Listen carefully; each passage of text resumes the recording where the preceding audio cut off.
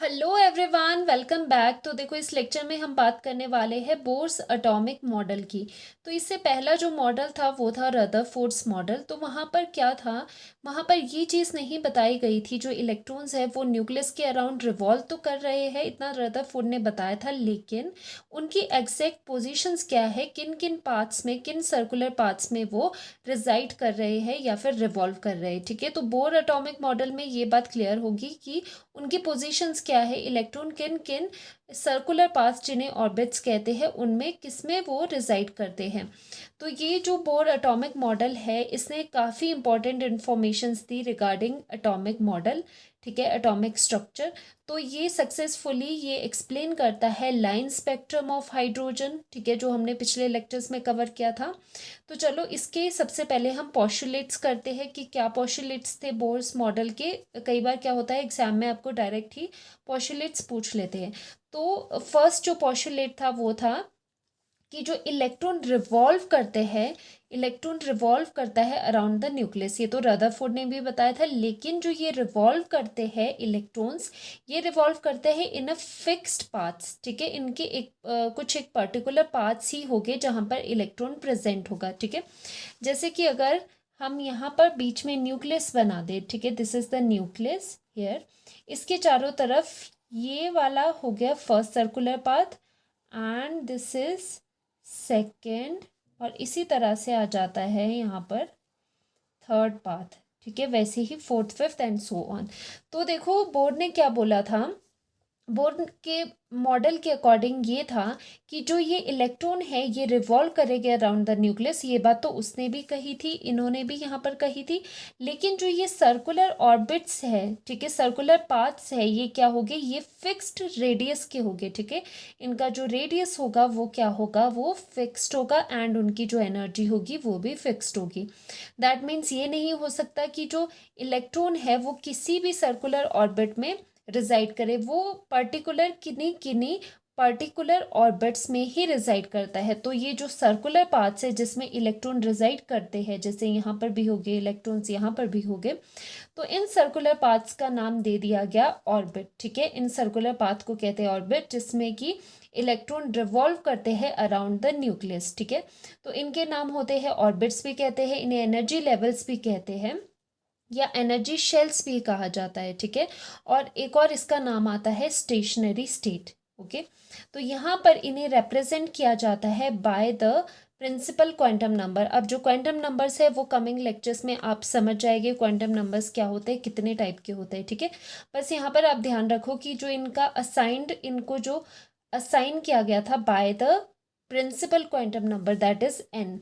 तो जैसे कि अंदर वाला जो ये हो गया आपका, ये जहाँ पर एन लिखा है दिस इज योर न्यूक्लियस। ठीक है, ये न्यूक्लियस है और न्यूक्लियस के चारों तरफ है ऑर्बिट्स। तो ये सारे दिस दिस एंड दिस, ये सारे क्या है, ये ऑर्बिट्स है। ठीक है, या फिर आप एनर्जी शेल्स भी कह सकते हो।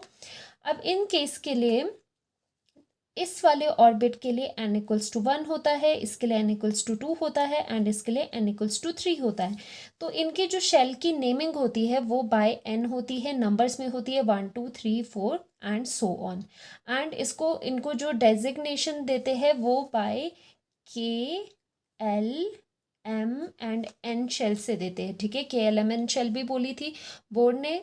ठीक है, और बाकी प्रिंसिपल क्वांटम नंबर से भी आप इन्हें क्या कर सकते हो, इन्हें रिप्रेजेंट कर सकते हो।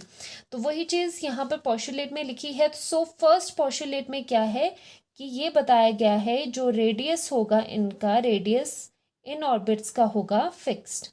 ठीक है, ये जो ऑर्बिट्स होंगे उनके फिक्स्ड रेडियस होंगे और उनकी जो एनर्जी होगी, एनर्जी भी उनकी क्या होगी, फिक्स्ड होगी। Okay, and they are represented by the principal quantum number by the numbering n equals to 1 2 3 4 and so on। तो होल नंबर से आप इनकी क्या करते हो, नंबरिंग करते हो।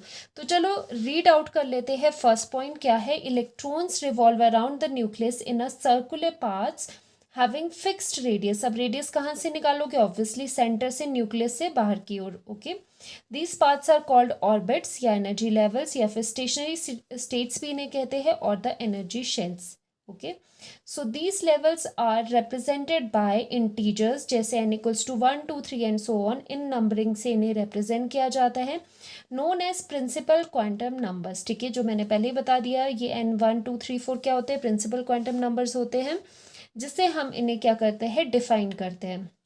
और अगर हम इनकी नेमिंग करें, इनका डेजिग्नेशन कैसे दिया गया, K shell, L shell, M and N shells, तो इनके के, एल, एम, एन शेल्स से भी इनकी क्या होती है, नेमिंग होती है। ठीक है, so first postulate was all about the orbit and क्या था, एनर्जी के बारे में या फिर रेडियस के बारे में। रेडियस फिक्स होता है, एनर्जी फिक्स होती है, और इलेक्ट्रॉन उसमें क्या करते हैं, रिवॉल्व करते हैं around the nucleus. Okay, so second postulate क्या था, वही एनर्जी पे है। सेकंड पोस्टुलेट क्या है कि जो हर एक ऑर्बिट की एनर्जी, देखो ये सारे ऑर्बिट है न्यूक्लियस के चारों तरफ, अब इनकी जो एनर्जी होगी वो क्या होगी, फिक्स होगी। जैसे ये वाला ऑर्बिट है, इसकी एक पर्टिकुलर एनर्जी होगी for a particular, for hydrogen atom की ही बात कर लेते हैं जो सिंपलेस्ट है, उसके लिए इस शेल की जो एनर्जी की वैल्यू होगी वो फिक्स होगी, सेकेंड वाले की भी फिक्स होगी, थर्ड की भी फिक्स होगी। सो इनकी डेफिनेट अमाउंट ऑफ एनर्जी होती है हर एक ऑर्बिट की। ठीक है,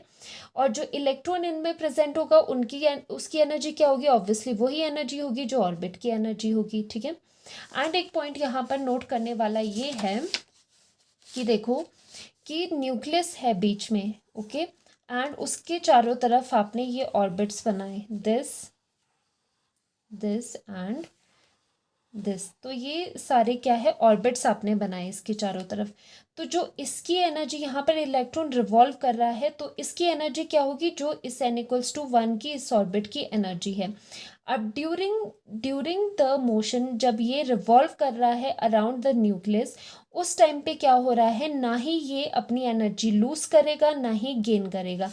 तो ड्यूरिंग द रिवॉल्विंग, तो क्या होगा, इस इलेक्ट्रॉन की जो एनर्जी होगी वो क्या होगी, फिक्स होगी। सो एनर्जी जो होगी, energy of electron in an orbit, ठीक है, किसी एक ऑर्बिट में उसकी एनर्जी क्या होगी, वो होगी फिक्स होगी, ना ही एनर्जी का लॉस होगा ना एनर्जी का गेन होगा, क्योंकि अगर एनर्जी का गेन हो गया तो एक्साइटेशन हो जाती है, वो चीज़ नेक्स्ट पोस्टुलेट में आएगी। ठीक है, तो अगर ये इलेक्ट्रॉन रिवॉल्व कर रहा है इस ऑर्बिट में, ठीक है, तो इसकी मान लो कि इसकी एनर्जी इवन रख लेते हैं इस ऑर्बिट की। ठीक है, तो इस ऑर्बिट में जो इलेक्ट्रॉन है वो रिवॉल्व कर रहा है with this amount of energy, तो उतनी ही एनर्जी रहेगी जब वो रिवॉल्व करेगा। अब एनर्जी कब चेंज होगी, जब ये इस ऑर्बिट से बाहर चले जाए, जंप करके ऊपर वाले लेवल पे चले जाए। ठीक है, बट ये होता है कि एक ऑर्बिट में जो इलेक्ट्रॉन रिवॉल्व कर रहा होता है वो एक फिक्स्ड एनर्जी के साथ रिवॉल्व करता है, जो कि उस लेवल की एनर्जी होती है। ठीक है, तो देखो, तो इसका मतलब ये इलेक्ट्रॉन कैसा हो गया, ये हो गया स्टेशनरी। ठीक है, स्टेशनरी हो गया, स्टेशनरी एनर्जी वाइज हो गया। ठीक है, वैसे नहीं, एनर्जी वाइज ये क्या हो गया, स्टेशनरी हो गया, क्योंकि इसकी एनर्जी क्या है, चेंज नहीं हो रही, वो फिक्स है। इसीलिए इस लेवल को क्या कहते हैं, जो एनर्जी लेवल होते हैं उनको हम स्टेशनरी स्टेट्स भी कहते हैं। ठीक है, जैसे हमने फर्स्ट पोस्टुलेट में लिखा कि जो एनर्जी लेवल्स होते हैं उन्हें हम स्टेशनरी स्टेट्स भी कहते हैं। क्यों कहते हैं, क्योंकि उस एनर्जी लेवल में जो एनर्जी होती है वो फिक्स होती है और वो विद टाइम चेंज नहीं होती। जैसे टाइम चेंज होता है उसके साथ वो चेंज नहीं होती, वो कांस्टेंट उतनी ही रहती है। ठीक है, so this was our second postulate. Each orbit have definite amount of energy. ठीक है, एनर्जी फिक्स है, electrons present in them have fixed energy which is not changing with the time. इसीलिए इन एनर्जी लेवल्स को क्या कहते हैं, stationery states भी कहते हैं, क्योंकि मेन चीज़ क्या थी यहाँ पर, जो एनर्जी है वो क्या है, फिक्स्ड है and that is not changing with time, not changing with time, ठीक है, तो इन स्टेट्स को, इन एनर्जी लेवल्स को क्या कहते हैं, हम स्टेशनरी स्टेट्स कहते हैं। अब एक चीज़ देखो, यहाँ पर हमने कुछ एक लेवल्स बनाए, अब ये भी तो हो सकता है इन दोनों लेवल्स के बीच में एक और कोई लेवल हो बीच में, यस, ये भी पॉसिबल है। अब देखो कितने आप सर्कल्स यहाँ पर ड्रॉ कर सकते हो, आप infinite number of circles draw कर सकते हो। क्या सभी सभी सर्कुलर पार्ट्स में, या फिर सभी जो ये आपको यहाँ पर सर्कल्स दिख रहे हैं, क्या सभी सर्कल्स में इलेक्ट्रॉन प्रेजेंट होगा? नहीं। इलेक्ट्रॉन कुछ एक गिने चुने अपने पसंदीदा, आप कह सकते हो, उन्हीं ऑर्बिट्स में प्रेजेंट होता है, ठीक है, जिनकी एनर्जी डिफाइंड है, जिनकी एक पर्टिकुलर अमाउंट ऑफ एनर्जी है, ठीक है।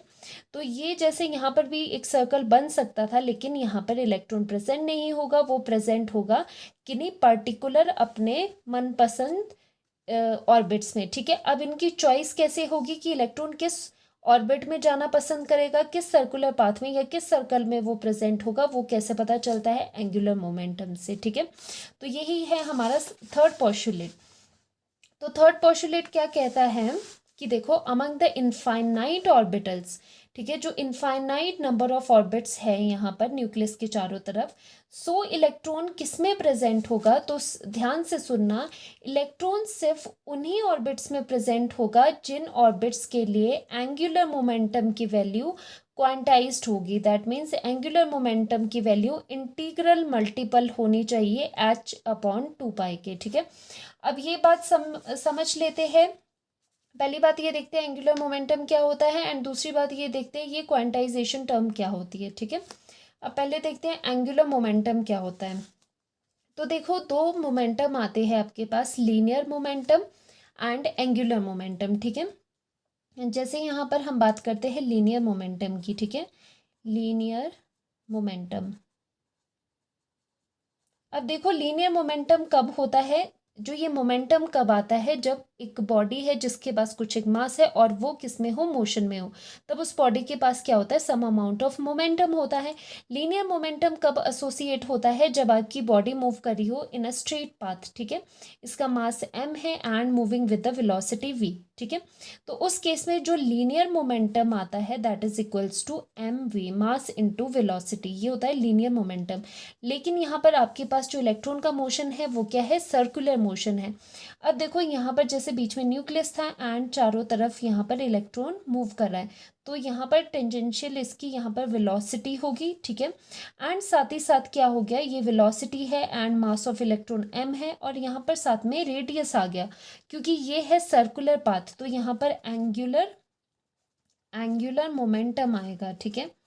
तो अब इस बॉडी के पास क्या होगा? एंगुलर मोमेंटम होगा, बिकॉज इसका जो मोशन है वो क्या है? सर्कुलर है, ठीक है। सो एंगुलर मोमेंटम जो आएगा that is equals to mv into r. बस आपको क्या करना है, जो लीनियर मोमेंटम है उसमें r से मल्टीप्लाई कर देना है, तो एंगुलर मोमेंटम की वैल्यू आ जाती है आपके पास mvr। इसे आपको क्या करना है? लर्न करना है, ठीक है। तो आपको बात समझ आ गई कि एंगुलर मोमेंटम क्या होता है। अब आते हैं इस चीज़ पे कि पोस्टुलेट क्या कहता है। पोस्टुलेट ये कहता है कि जो एंगुलर मोमेंटम है वो ही ऑर्बिटल्स में इलेक्ट्रॉन होंगे जिन ऑर्बिटल्स का एंगुलर मोमेंटम क्वांटाइज्ड होगा, जिन ऑर्बिटल का एंगुलर मोमेंटम इंटीग्रल मल्टीपल होगा h/2 के, ठीक है, या फिर बोल सकते हैं एंगुलर मोमेंटम क्वांटाइज्ड होगा। अब मैं आपको एक चीज़ बताती हूँ। देखो, जो ये वर्ड है ना क्वांटाइज्ड, इसे ध्यान से समझ लो, क्योंकि कई बार फिजिकल केमिस्ट्री में जो ये वर्ड है क्वांटाइज्ड वो बहुत ही यूज़ होता है, ठीक है।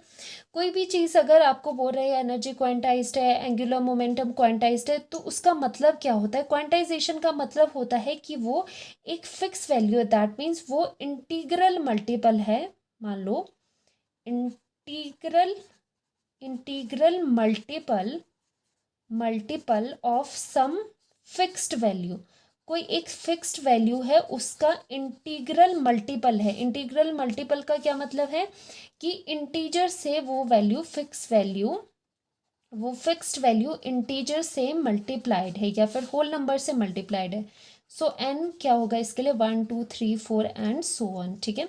तो कभी भी क्वांटाइज्ड का मतलब क्या होता है कि जो वैल्यू है, जो वैल्यू आप बोल रहे हो, जैसे एंगुलर मोमेंटम क्वांटाइज्ड है, ठीक है, ये स्टेटमेंट मैं बोलती हूँ आपको कि एंगुलर मोमेंटम इज क्वांटाइज्ड, तो उसका मतलब है कि जो एंगुलर मोमेंटम है that is the integral multiple of some fixed value, कोई एक फिक्स वैल्यू होगा, उसका इंटीग्रल मल्टीपल होगा, दैट मीन्स वो मल्टीपल होगा एक इंटीजर में, ठीक है। तो इसका मतलब होता है, जो क्वांटाइज्ड का मतलब होता है कि कोई आपके पास फिक्स वैल्यू के मल्टीपल्स आ रहे हैं, ठीक है। That can be 1 2 3 4 5 and so on, ठीक है। तो क्वांटाइजेशन आपको पता चल गया यहाँ पर। अब क्या होगा, ये एन क्या होगा, n not in fraction, not in fraction. अगर फ्रैक्शन में आपके पास यहाँ पर आ जाता है, दैट मीन्स वो क्वांटाइज नहीं है वैल्यू। सो एन क्या होगे, होल नंबर्स ही होगे, या फिर आप कह सकते हो इंटीजर्स होगे, नॉट इन फ्रैक्शन, ये फ्रैक्शन में नहीं होगी। तो क्वांटाइजेशन का आपको मतलब पता चल गया। क्वांटाइजेशन का मतलब होता है integral multiple of some fixed values, ठीक है। दैट मीन्स वो पूरे होल नंबर मल्टीपल होगे, वो फ्रैक्शन में आपके पास नहीं होगे, ठीक है। अब चलते हैं अपने टॉपिक पे। तो देखो यहाँ पर क्या बात कर रहे थे कि angular momentum of electron is quantized. अब देखो यहाँ पर हम बात कर रहे थे कि यहाँ पर इस न्यूक्लियस के चारों तरफ देखो, ये वाला भी तो सर्कल बन सकता है कि क्या इसमें इलेक्ट्रॉन भी प्रेजेंट होंगे। अब देखो, there can be infinite number of circles present around the nucleus, क्योंकि आप एक यहाँ पर भी तो बना सकते हो, एक सर्कल आप यहाँ पर भी बना सकते हो, यहाँ पर भी बना सकते हो, कहीं पर भी आप और सर्कल्स या फिर सर्कुलर पार्ट्स बना सकते हो। क्या सभी सर्कुलर पार्ट्स में इलेक्ट्रॉन प्रेजेंट होगा, नहीं। कुछ गिने चुने ऑर्बिट्स में ही क्या होगा, इलेक्ट्रॉन की प्रेजेंस होगी, इलेक्ट्रॉन रिजाइड करेगा। अब वो कैसे पता चलता है, वो पता चलता है क्वांटाइजेशन ऑफ एंगुलर मोमेंटम पे। तो ये रूल क्या कहता है, या फिर पोस्टुलेट क्या कहता है, ओनली उन ऑर्बिट्स में ही या फिर उन सर्कुलर पाथ्स में ही इलेक्ट्रॉन प्रेजेंट होगा जिन ऑर्बिट्स का जो एंगुलर मोमेंटम है वो क्वांटाइज्ड होगा, ठीक है। मतलब जिन ऑर्बिट्स का angular momentum integral multiple of some value होगा, और वो सम वैल्यू क्या है यहाँ पर, यहाँ पर है इंटीग्रल मल्टीपल ऑफ h/2π। तो जिन ऑर्बिट्स के लिए उसका एंगुलर मोमेंटम इंटीग्रल मल्टीपल होगा h/2π का, only those orbits will have electrons, ठीक है। तो ये इसका यहाँ पर रूल है, ठीक है। अभी क्वांटाइजेशन से आगे आपको क्या पता चलता है, क्वांटाइजेशन से आपको ये पता चलता है, अभी एक चीज़ देखो यहाँ पर। तो यहाँ पर एक निकल करके आपके पास फॉर्मूला आ जाता है। देखो हम लिख रहे हैं, सिंस हमने यहाँ पर क्या लिखा कि जो इलेक्ट्रॉन्स है, हमने यहाँ पर क्या लिखा कि angular momentum of an electron is quantized, ठीक है। तो इलेक्ट्रॉन का जो एंगुलर मोमेंटम है वो क्वांटाइज्ड है, तो क्वांटाइज्ड की जो हम डेफिनेशन है वो लगा देते हैं। Since angular momentum of an electron is quantized, उसकी वजह से क्या आ जाता है, उसकी वजह से we can write angular momentum is quantized. तो angular momentum will be equal to some integral multiple of some fixed value, और वो fixed value definition में क्या थी, h/2π। तो एंगुलर मोमेंटम क्वांटाइज्ड है, तो वो इंटीग्रल मल्टीपल होगा h/2π का। This implies that angular momentum के पीछे वैल्यू क्या आई थी, mvr। दिस इम्प्लाइज जो mvr is equals to integral multiple of h/2π, ठीक है। So this is our formula, this is very important, ये न्यूमेरिकल्स में यूज हो जाता है, okay. This is important. So here n क्या होता है वो भी देख लो। सो हेयर एन इंटीजर्स है 1 2 3 या फिर whole numbers 4 and so on, ठीक है। तो m v r equals to n into h/2π यहाँ पर आपके पास निकल करके आता है। और अगर हम यहाँ पर देखना चाहे, मान लो कि फर्स्ट ऑर्बिट, इलेक्ट्रॉन का सबसे फर्स्ट ऑर्बिट कौन सा होगा, ठीक है, या फिर हम कह दें कि सेकंड ऑर्बिट कौन सा होगा, ठीक है, एंड थर्ड ऑर्बिट कौन सा आपका होगे, दैट मीन्स जहाँ पर इलेक्ट्रॉन्स है, एंड फोर्थ ऑर्बिट कौन सा होगा, अगर मैं आपको ये पूछूं, ठीक है। तो आप कैसे बताओगे, क्राइटेरिया हमारे पास है, एंगुलर मोमेंटम देख के हम ये चीज़ें बता सकते हैं, ठीक है। तो एंगुलर मोमेंटम देख के आप कैसे बता सकते हो, हमें पता है ओनली उन ऑर्बिट्स में ही इलेक्ट्रॉन प्रेजेंट होगा जिनके एंगुलर मोमेंटम होंगे इंटीग्रल मल्टीपल ऑफ h/2π, ठीक है। तो फर्स्ट ऑर्बिट कौन सा होगा, जिसका एंगुलर मोमेंटम जिसका कितना होगा, एन की वैल्यू यहाँ पर 1 पुट कर दो, जिसका एंगुलर मोमेंटम होगा 1 इंटू h/2π, ठीक है। और सेकेंड ऑर्बिट कौन सा होगा आपका, जिसमें इलेक्ट्रॉन है 2 इंटू h/2π, एंड तीसरा है 3 into h/2π, and fourth orbit का एंगुलर मोमेंटम 4 इंटू h/2π। अब मैं आपसे पूछती हूँ, मान लो मैं बोल रही हूँ कि एक ऑर्बिट मैं आपको दे देती हूँ, उसका angular momentum is equals to 2.5 h upon 2 pi, तो क्या इसमें इलेक्ट्रॉन प्रेजेंट होगा या नहीं होगा, मुझे बताओ। क्या एंगुलर मोमेंटम अगर किसी ऑर्बिट का 2.5 इंटू एच अपॉन 2 पाई है, तो क्या उसमें इलेक्ट्रॉन प्रेजेंट होंगे या नहीं होंगे, बताओ। तो इन केसेस में क्या होगे, सिंस यहाँ पर क्या है, एंगुलर मोमेंटम एक इंटीजर से मल्टीप्लाई नहीं है, इंटीग्रल मल्टीपल नहीं है, तो आप कहोगे ये वाला पॉसिबल नहीं है। That means electron not present for such orbit. ठीक है, इस ऑर्बिट के लिए क्या होगा, इलेक्ट्रॉन प्रेजेंट नहीं होगा, क्योंकि यहाँ पर देखो h अपॉन 2 पाई वैल्यू किससे मल्टीप्लाइड है, सम फ्रैक्शन से मल्टीप्लाइड है, वो पूरा क्या है, होल नंबर से मल्टीप्लाइड नहीं है।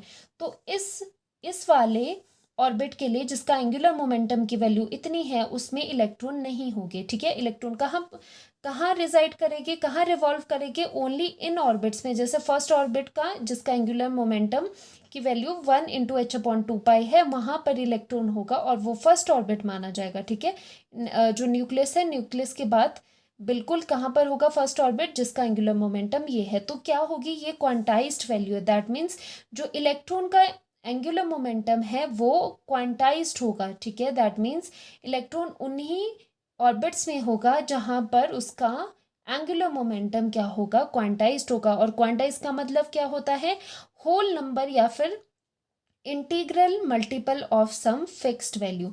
जैसे कि मैं आपको पूछ लूँ कि 1.5 इंटू एच अपॉन 2 पाई है, तो क्या यहाँ पर इलेक्ट्रॉन प्रेजेंट है, नहीं है, क्योंकि आपको क्या है, फ्रैक्शन नहीं करना है। सो जो फ्रैक्शंस हैं वो नहीं आने चाहिए। ठीक है, तो इस तरह से क्या होगा, ये पूरे नंबर्स में ही जाएगा, ये फ्रैक्शंस में नहीं जाएगा। तो यहाँ से हमें क्या पता चला, यहाँ से हमें पता चला कि जैसे ये वाला ऑर्बिट है, तो मान लो कि इसके लिए कुछ वैल्यू होगी 1.5 एच अपॉन 2 पाई, जस्ट अज्यूमिंग। ठीक है, या फिर 0.5 एच अपॉन 2 पाई इस अंदर वाले के लिए, तो यहाँ पर इलेक्ट्रॉन नहीं है। अगर आप इस वाले के लिए देखोगे तो यहाँ पर एंगुलर मोमेंटम की वैल्यू आएगी 1 into H upon 2 pi, and इसके लिए वैल्यू आएगी 2 into H upon 2 pi, and इसके लिए वैल्यू आ जाती है थर्ड के लिए 3 इंटू एच अपॉन 2 पाई। तो ये वाली जो ऑर्बिट्स है, यहाँ पर इलेक्ट्रॉन क्या करेंगे, रिवॉल्व करेंगे आराम से, क्योंकि इनके एंगुलर मोमेंटम क्या है, बिल्कुल होल नंबर के मल्टीपल्स है या फिर इंटीजर से मल्टीप्लाइड है। ठीक है, तो इस तरह से पता चला कि कौन से अलाउड एनर्जी लेवल से या फिर कौन से अलाउड ऑर्बिटल से ऑर्बिट से जहां पर इलेक्ट्रॉन प्रेजेंट है। तो थर्ड पोस्टुलेट आपका यही बताता है कि कौन कौन से ऑर्बिट में क्या होगी, इलेक्ट्रॉन रिजाइड करेंगे। Okay, moving to another point. So fourth postulate is electron will move from lower energy level to higher energy level, जिसको कहते हैं एक्साइटेशन। तो जो फोर्थ आपका ये पॉइंट है, पोस्टुलेट है, वो बताता है ट्रांजिशन के बारे में। ठीक है, वो बिल्कुल क्या बता रहा है, वो आपको ट्रांजिशन के बारे में बताता है कि ट्रांजिशंस कैसे होती है। तो अब देखो, मैंने यहाँ पर आपको एक चीज़ बताई थी कि जो इलेक्ट्रॉन इस ऑर्बिट में है, ठीक है, इस ऑर्बिट में वो रिवॉल्व कर रहा है, तो उसकी एक फिक्स अमाउंट ऑफ एनर्जी रहेगी। मान लो कि E1 इज द एनर्जी, तो वो फिक्स एनर्जी के साथ इस पूरे क्या करेगा, पूरे ऑर्बिट में रिवॉल्व करेगा। ठीक है, लेकिन इसकी एनर्जी चेंज कब होगी, अगर मान लो कि बाहर से कुछ एनर्जी मैं इसको दे दूँ, तो ये एब्जॉर्ब करके क्या होगा, ये हायर ऑर्बिट में चला जाएगा। ठीक है, तो इस लेवल की एनर्जी नहीं बढ़ेगी, इसकी एनर्जी जितनी है उतनी ही रहेगी। अगर इलेक्ट्रॉन को कुछ एक्स्ट्रा अमाउंट ऑफ एनर्जी मिल रही है कहीं से, तो वो उसको एब्जॉर्ब करके वो जंप कर लेगा, एक्साइट कर लेगा, और वो हायर एनर्जी लेवल पे जाके चला जाएगा। ठीक है, तो ये चीज़ होती है। तो हम यहाँ पर बात करते हैं ट्रांजिशन के बारे में। तो यहाँ पर दो तरह की ट्रांजिशन इलेक्ट्रॉन की हो सकती है। फर्स्ट बात करते हैं हम एक्साइटेशन की। ठीक है, तो यहाँ पर एक्साइटेशन की बात होगी और यहाँ पर करेंगे डी एक्साइटेशन की बात। ठीक है, this is n=1 and this is n=2, first energy level and second energy level. ये एनर्जी लेवल वही है जो हमने यहाँ पर रफ में मैंने सर्कुलर वे में बताए थे, तो यहाँ पर हम इन्हें स्ट्रेट लाइन में भी दिखा सकते हैं। सो इसकी एनर्जी इज E1, इसकी एनर्जी इज E2, और सेम यहाँ पर कर लेते हैं, एनर्जी E1 है, यहाँ पर सेकेंड लेवल है, फर्स्ट लेवल है, and this is the second level. Okay, तो हो क्या रहा है, यहाँ से यहाँ से यहाँ पर इलेक्ट्रॉन था फर्स्ट लेवल में, तो यहाँ से क्या हुआ, इसने कुछ amount of energy in the form of EMR radiation, EMR electromagnetic radiation, या फिर आप बोल सकते हो एनर्जी का पैकेट, स्मॉल एनर्जी पैकेट जो कि एच न्यू है, वो आया। ठीक है, वो आया और इस इलेक्ट्रॉन ने उससे कुछ अमाउंट ऑफ एनर्जी को एब्जॉर्ब किया। एब्जॉर्ब करने के बाद वो एक्साइट हो गया to the higher energy level, lower energy level से वो हायर एनर्जी लेवल पे क्या हो गया, एक्साइट हो गया। सो दिस इज द एक्साइटेशन, यहाँ पर हो रही है एक्साइटेशन। ठीक है, एक्साइटेशन ऑफ इलेक्ट्रॉन। तो एक्साइट हुआ तो ऊपर गया यहाँ पर। ठीक है, तो ये जो ट्रांजिशन है ये एक्साइटेशन है। और यहाँ पर देखो इस एनर्जी लेवल की एनर्जी फिक्स है, लेकिन अगर एक्स्ट्रा अमाउंट ऑफ एनर्जी मिलती है तो ऐसे नहीं हो सकता कि एनर्जी लेके वहीं पर बैठा रहे। एनर्जी लेके ये एक्साइट हो जाएगा और इसको क्या करना पड़ेगा, इसको जंप करना पड़ेगा to the higher energy level. तो ये E2 पे जंप होता है, तो इसको बोलते हैं excitation by the absorbing of energy. ठीक है, एनर्जी एब्जॉर्ब करके ऊपर गया। और दूसरा केस देख लेते हैं कि क्या होता है। मान लो कि ये वाला E2 पे, E2 एनर्जी का या फिर n=2 लेवल पे कोई इलेक्ट्रॉन पड़ा है, तो वो क्या कर देगा, वो अगर डाउन मूव कर रहा है, मान लो ये यहाँ से E2 से E1 आया, तो क्या करेगा वो, इन डूइंग सो वो क्या करेगा, सम अमाउंट ऑफ एनर्जी या फिर energy equals to this gap, उतनी amount of energy in the form of radiation, electromagnetic radiation, या फिर आप कह सकते हो फोटोन की फॉर्म में वो क्या करेगा, इमिट करेगा। तो यहाँ पर जो एनर्जी या फिर रेडिएशन है वो इमिट हो रही है और यहाँ पर क्या हो रही है, एब्जॉर्ब हो रही है। ठीक है, तो जब एनर्जी इमिट हो रही है तो ये आ गया डी एक्साइट हो गया। तो यहाँ पर क्या केस है, डी एक्साइटेशन, डी एक्साइटेशन। ठीक है, तो देखो यहाँ पर बात करी थी हमने ट्रांजिशंस की, तो दो तरह से ट्रांजिशन हो सकती है एटम के अंदर इलेक्ट्रॉन्स की, या तो वो एक्साइट हो जाए, एक्साइटेशन करवाए to the higher energy level by absorbing some amount of energy, या फिर दूसरा केस ये हो जाए कि वो हायर एनर्जी लेवल पे है तो वो डाउन मूव करे and with emission of some amount of energy in the form of radiation. ठीक है, तो यहाँ पर बात थी एक्साइटेशन एंड डी एक्साइटेशन की। तो फिर से यहाँ पर आते हैं, तो देखो बोर्ड ने क्या वो कहा था कि जो किसी एक पर्टिकुलर ऑर्बिट में जो इलेक्ट्रॉन है उसकी एनर्जी फिक्स है, लेकिन जो एनर्जी का चेंज है वो ओनली कब होगा, जब वो अपने, अगर उसको आप एक्स्ट्रा एनर्जी देते हो तो वो एक लेवल से दूसरे लेवल पे जंप करेगा। जैसे यहाँ से बाहर से कुछ एनर्जी दी इस इलेक्ट्रॉन को, तो ये जंप करके यहाँ ऊपर आ जाएगा। तो वो क्या होता है, एनर्जी अगर एक्स्ट्रा आ रही है तो वो क्या होता है, अपना लेवल छोड़ के दूसरे लेवल पे जाता है, या फिर एनर्जी लूज करेगा तो ऊपर लेवल से नीचे लेवल पे आएगा। तो एनर्जी का जो चेंज है वो in the form of transitions ही होगा, बट अदरवाइज अगर इस तरह से कोई ट्रांजिशन नहीं हो रही तो वो अपने ही ऑर्बिट में आराम से घूमता रहेगा। ठीक है, तो इसी वजह से, तो यहीं से एक्सप्लेन हुआ था लाइन स्पेक्ट्रम ऑफ हाइड्रोजन। इसी की वजह से जो ये एक्साइटेशन या डी एक्साइटेशन है, जैसे डी एक्साइटेशन में आता है इमिशन स्पेक्ट्रम, तो उसमें जो लाइंस आती है इन्हीं डी एक्साइटेशंस की वजह से आती है। जब electron higher to lower energy levels में क्या आता है, डी एक्साइट होके आता है, जैसे कि हमने पिछले लेक्चर्स में लाइन स्पेक्ट्रम में पढ़ा था। ठीक है, अब जो मैक्स प्लैंक थे, जैसे हमने प्लैंक्स क्वांटम थ्योरी करी थी, तो प्लैंक्स क्वांटम थ्योरी क्या कहती है कि जो भी एनर्जी एमिट होगी या एब्जॉर्ब होगी किसी भी ट्रांजिशन में, जैसे ये ट्रांजिशन हो रही है इसमें एब्जॉर्ब हो रही है कुछ अमाउंट ऑफ एनर्जी, एंड ये डी एक्साइटेशन हो रही है इसमें एमिट हो रही है सम अमाउंट ऑफ एनर्जी, वो किस में होगी, वो एक क्वांटाइज्ड फॉर्म में होगी। जो एनर्जी एमिट या एब्जॉर्ब होगी वो क्वांटाइज्ड होगी, और उसकी वैल्यू उन्होंने क्या दी थी, E=2 क्या दिया था उन्होंने, एच न्यू।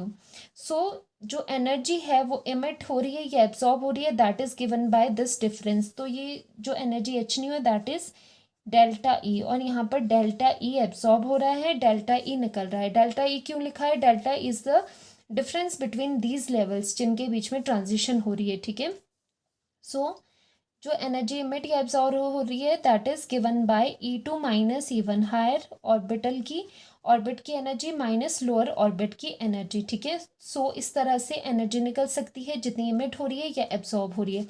तो जो प्लैंक्स क्वांटम थ्योरी थी, ठीक है, जो प्लैंक्स थ्योरी थी उसने क्या बताया था कि जो एनर्जी इमिट या एब्जॉर्ब होगी वो क्वांटाइज्ड होगी। दैट मीन्स यहाँ पर भी क्वांटाइजेशन का लगाओ ज़रा, energy equals to h nu है, या तो एनर्जी इमिट हो रही है या एब्जॉर्ब हो रही है वो क्वांटाइज का मतलब है, या तो एनर्जी एच न्यू गेन होगी या लूज होगी, या फिर energy equals to 2h new होगी, या फिर 3h न्यू होगी। दैट मीन्स ये क्वांटाइज्ड वैल्यू है, ठीक है। दैट मीन्स इंटीग्रल मल्टीपल में ही, इंटीजर्स में ही, इंटीग्रल मल्टीपल में ही जो एनर्जी है वो आपकी एब्जॉर्ब होगी या फिर गेन होगी। ऐसे नहीं हो सकता कि आपके पास हाफ एच न्यू या फिर 0.25 एच न्यू आपका एनर्जी इमिट हो या फिर लॉस हो, ऐसा नहीं होगा। एनर्जी हमेशा क्वांटाइज्ड वे में ही क्या होगी, इमिट होगी या फिर एब्जॉर्ब होगी। ये हम पिछले लेक्चर्स में भी अच्छे से कर चुके हैं। ये किसने बोला था क्वांटाइजेशन का, ये बताया था मैक्स प्लैंक ने अपनी प्लैंक्स क्वांटम थ्योरी में, जिन्होंने बताया था कि एनर्जी की वैल्यू होती है इक्वल्स टू एच न्यू, ठीक है। सो लास्ट करते हैं पॉस्टुलेट। लास्ट पॉस्टुलेट क्या था, बोर्स फ्रीक्वेंसी रूल, ठीक है। तो यहाँ पर फ्रीक्वेंसी रूल दिया था, this is very very easy.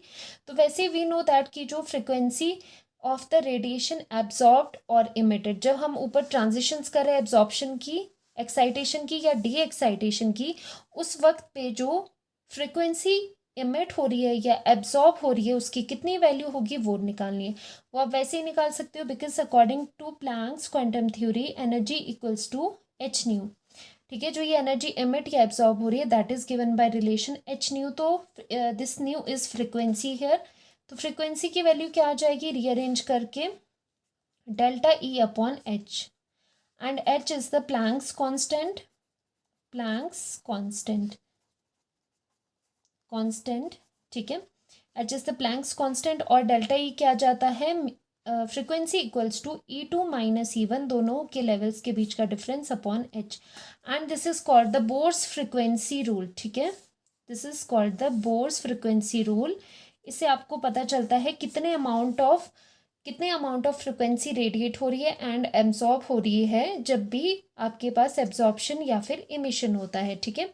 So this is the Bohr's frequency rule, ठीक है। तो ये 5 पॉस्टुलेट्स थे ऑन बोर्स एटॉमिक मॉडल, ठीक है। तो देखो यहाँ पर हमने सिर्फ थ्योरी अभी करी है, मैंने सिर्फ आपको पॉस्टुलेट्स बताए हैं कि बोर मॉडल में क्या क्या था। अब जो नेक्स्ट लेक्चर आएगा उसमें हम क्या करने वाले हैं, पूरा मैथमेटिकल पोर्शन करने वाले हैं। मतलब हम रेडियस की बात करेंगे, एनर्जीज की बात करेंगे, वेलोसिटी की बात करेंगे, ठीक है। और इन टॉपिक्स को हम एक एक करके सेपरेट लेक्चर्स में करेंगे, ठीक है। तो इस लेक्चर में इतना ही था, इस लेक्चर को मैं यहीं एंड करती हूँ। तो मिलते हैं नेक्स्ट लेक्चर में, till then bye bye, take care.